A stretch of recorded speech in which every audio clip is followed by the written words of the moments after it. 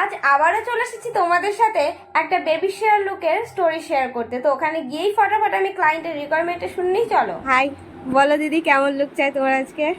আমার লুক একদম সিম্পল করবে, কারণ তোমাকে বলেইছি আমার ফেস প্রচন্ড অয়েলি আর প্রচন্ড ঘামে। আচ্ছা আচ্ছা একদম সিম্পল। আচ্ছা ঠিক আছে, কি নেই। ওকে চলো ফাইনাল। তো একা হাতে সমস্তটা রেডি করতে গিয়ে কোনো ক্লিপিংস তো নেওয়াই হয় না, তো চলো ডিরেক্ট তোমাদের সাথে ওর ফাইনাল লুকটাই শেয়ার করি।